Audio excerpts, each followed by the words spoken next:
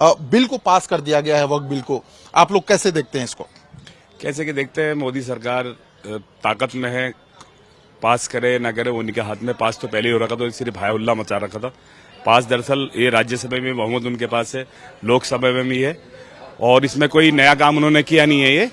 ये तो होने था सिर्फ एक राजनीति एक इस तरह टाइप की हो गई है देश के अंदर के, मतलब मतलब दिखाना लोगों को, मतलब हाईलाइट करना देश में कि ये चीज हम कर रहे हैं। जब राज्यसभा में आपके पास 118 लोकसभा सांसद, राज्यसभा सांसद हैं, और 200 लगभग 80 के आसपास आपके पास राज्य लोकसभा में सांसद हैं, तो कौन रोकेगा वक्फ बिल को? बिल तो इस बिल से क्या आप खुश हैं? नहीं, बिल से खुश क्या, बिल से तो कोई खुश हो ही नहीं सकता, क्योंकि ये अब मनमानी है। नहीं, वजह क्या है कि खुश नहीं है? भाई आप ही देखिए, 333 प्रॉपर्टीज हैं जो हमारे वक्फ बोर्ड की हैं, जो मुस्लिम जो समाज में हैं।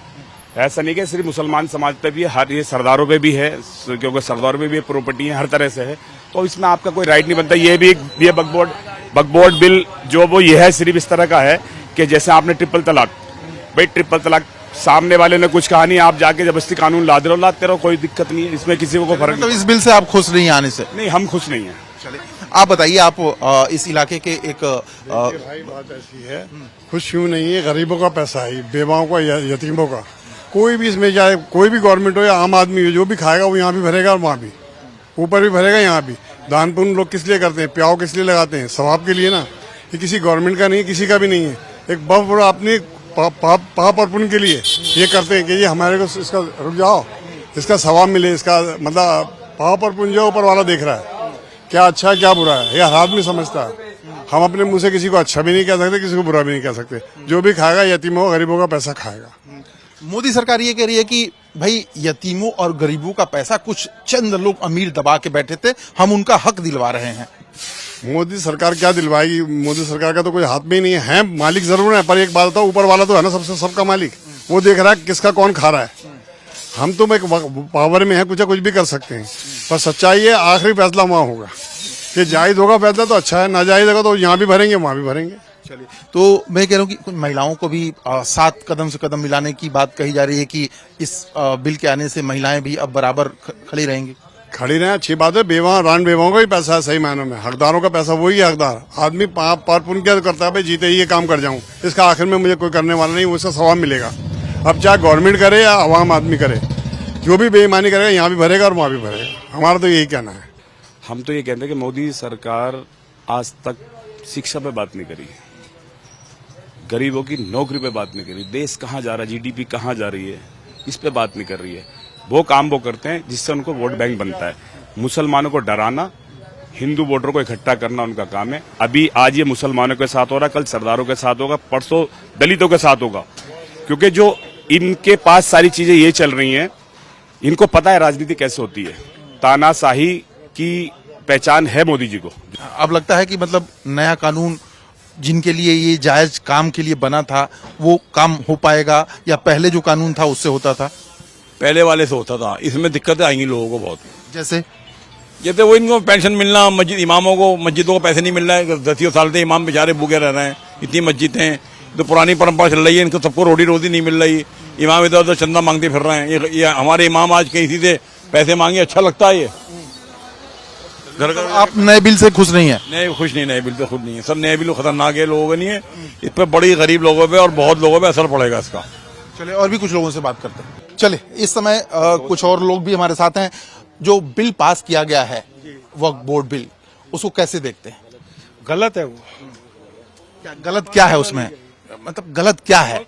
वक्फ जगह की जगह जो है वो वक्फ की भी होती है, उस पर किसी का कोई वो नहीं होता, उस पर किसी का कोई अधिकार नहीं है, वो हमारा ही अधिकार होता है। कल गृह मंत्री खड़े हुए, वो कह रहे हैं कि जो वक्फ की जमीन है वो उनकी ही रहेगी, उस पर कोई इंटरफियर नहीं करेगा, उसको कोई नहीं लेगा। वो तो बहुत सारे वादे करते हैं, हमेशा ये कहते हैं वो तो कि सब कुछ होगा, हम ये देंगे, हम सिलेंडर फ्री करेंगे, हम ये देंगे, हम वहाँ पे उसको आबाद कर देंगे, उसको नया वो बना देंगे। क्या कमियां और क्या? हाँ, आज तक उनकी किसी बात पे गवर्नमेंट अपनी बात पे पूरी उतरी है? आप बताइए, तो मतलब कमियां क्या है? मैं ये जुमले हैं उनके, तो कमियां क्या है बिल में? जैसे 1 2 3 कमियां बताइए। टोटली 1 2 3 क्या बताएं? सारी कमियां ही कमियां हैं, तो कमी माइनस नहीं है सारी। ये कमी गलतियां बताएंगे तभी तो जनता भी समझेगी। आप हमसे बेहतर जानते हैं, आपको पता ही है। चलिए आप पढ़े लिखे, मुझे क्या सवाल आप ही से ही है। ये वक्फ प्रॉपर्टी जो है ये मुसलमानों की प्रॉपर्टी है। जैसे मेरे वालिद साहब हैं, मेरे वालिद साहब पे मान लो 10 बीघे जगह है, तो हम क्या करते हैं, जैसे मेरे खेत है, हमने 1 बीघे 2 बीघे जो है हमने वक्फ को प्रॉपर्टी कर दी, उसे वक्फ में कर देते हैं। वो किसी के नाम पे नहीं होती, वो वक्फ में चली जाती है। तो इससे तो गवर्नमेंट का कुछ है ही नहीं। जब हम मुसलमान हम इस चीज को मना कर रहे हैं, उससे गवर्नमेंट का या कोई हिंदू भाई का किसी का लेना देना नहीं, वो तो वक्फ है ना। अगर कोई कब्रिस्तान है उसके अंदर हम ही तो दफन होंगे, और कोई तो धर्म का उसमें जाएगा नहीं ना। कल हम ही मना कर रहे हैं तो फिर आप लोग क्यों कर रहे हो उसे?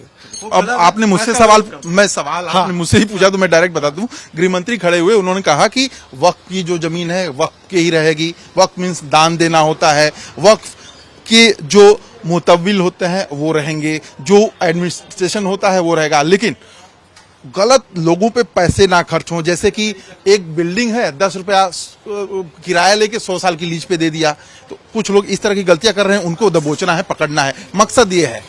तो छेड़ के आप पहले वाले मुद्दों पे क्यों नहीं आते? वो इसको ना छेड़ के जो पहले वाले मुद्दे हैं, रोजगार का मुद्दा है, नौकरियों का मुद्दा है, उस पे क्यों नहीं होते? उनको क्यों नहीं वादा पूरे करते? नौकरी देने का वादा करना। ये अलग मुद्दा है, आप सही पूछ रहे हैं, पूछना चाहिए, सरकार से सवाल पूछना काम है। चलिए आप बताइए मुझे कि मैं ये कहना चाहता हूँ, हमारे जो गृह मंत्री अमित शाह हैं, उन्हें कौन चुनता है?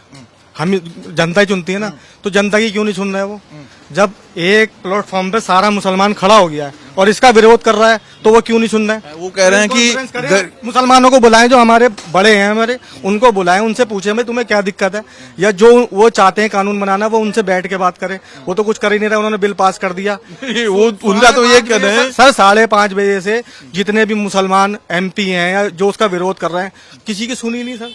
शाम को 7 बजे तक उन्होंने संसद में चिल्लाते रहे लोग, कुछ कोई मतलब नहीं है, एक तरफा बात चल रही है सारी। ये बताइए कि वक्फ है क्या चीज? पहले आप मुझे ये समझा दीजिए। वक्त मैं तो पूछने आया हूँ। नहीं, वक्फ क्या चीज है? वक्त दान जो स्वेच्छा से दिया जाता है, गरीब लोगों का भला हो, सामाजिक कार्य में आए, ये वक्त होता है। अगर मुझसे आप पूछ रहे थे, जो अपनी इच्छा दान करना चाहता है, दान करने वाला देता है। आप कहना क्या चाहते हैं बताइए?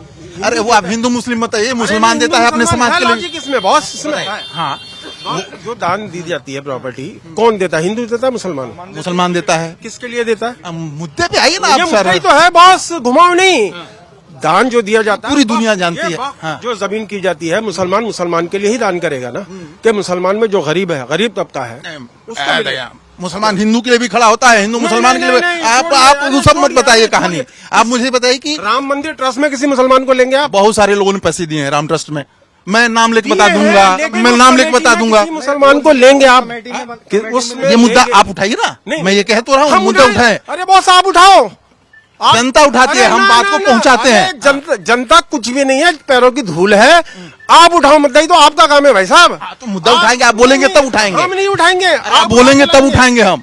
आप उठाओ मुद्दा, ये तो आपका काम है भाई साहब। आप हो रीढ़ की हड्डी हो यहाँ हिंदुस्तान के अंदर, जो कॉन्स्टिट्यूशन है उसकी आप रीढ़ की हड्डी हो। सारी झुकी पड़ी है, टेढ़ी हुई पड़ी है। गवर्नमेंट जो भी कुछ बोल देती है बस हाँ में जवाब देना है। बिल पे बात चर्चा करिए। बिल में क्या आपको खामियां नजर आ रही हैं, वो 4 पॉइंट सीधे सीधे बता दीजिए। अरे यार, बिल है किसके लिए है? गवर्नमेंट अपने ऊपर अंडर करना चाहती है वो प्रॉपर्टी। खामी है तो क्या खामी है, बहुत देर से मैं समझना चाहता हूँ। ये मस्जिद है, इसके अंदर वक्फ की आधी से ज्यादा प्रॉपर्टी है। अगर इसके अंदर गवर्नमेंट अपना इंटरफेयर करेगी, अपना बंदा बिठाएगी, किसके पास जाएगी? वो प्रॉपर्टी किसके पास जाएगी? फिर गवर्नमेंट की होगी ना। संचालन के लिए बंदे लोग नहीं बिठाए जा रहे हैं, नजर रखने के लिए बिठाए जा रहे हैं। आप क्यों बिठा रहे हो? मुसलमानों में क्या कमी है नजर रखने वालों की? अरे तो कौन कह रहा है कि छोड़ो यार, सिर्फ और सिर्फ ये जो देश के अंदर गरीबी, लाचारी, रोजगार नहीं है, नौकरियां नहीं है, कुछ कर नहीं पा रहे हो। बिल में 4 कमियां बिल की। अरे भाई साहब, ये तो सिर्फ मुद्दा इसलिए बनाया जा रहा है, घूम फिर के जो लेके आते हैं ना नए नए मुद्दे। कभी मस्जिद के अंदर नमाज नहीं पढ़ने देंगे, कभी सड़क पे नमाज नहीं पढ़ने देंगे। ये सारे जो 4 मुद्दे वक्फ बोर्ड बिल में है ही नहीं। 4 मुद्दे आप सबसे पूछ रहा हूँ, 4 खामियां बता दीजिए सब लोग। खामियां 4 बार हमने नहीं जानते, हम सिर्फ एक ही चीज जाते हैं, मुसलमानों की वक्त, मुसलमानों की वही प्रॉपर्टी मैं है। कहता हूँ कि एक बार आपको लगता नहीं है कि दोबारा से सोचने की जरूरत है? तो मुसलमान सोचेंगे ना उसके लिए, मुसलमान ही सोचें, मैं ये कह रहा हूँ। मुसलमान सोचेंगे, जो मुसलमानों के लिए वक्त की गई है वो जमीन, वो मुसलमानों के लिए ही सोचा जाएगा। काफी लोग नाराज हैं। साफ तौर पे इनका कहना है कि सरकार को इंटरफेरेंस नहीं करना चाहिए, लेकिन हम बार बार इनसे सवाल पूछ रहे हैं कि भाई अगर खामियां हैं इस बिल में तो खामियां बताइए। बहुत सारे लोग खामियां नहीं बता पा रहे हैं। जाहिर है सरकार अगर लोगों को ये साफ साफ तौर पे बताए कि इस बिल से क्या फायदा है, क्या नुकसान है, तो लोग और बेहतर से समझेंगे और आगे बढ़ेंगे। कैमरामैन कपिल सोलंकी के साथ मैं प्रशांत त्रिपाठी, लाइव टाइम्स, दिल्ली।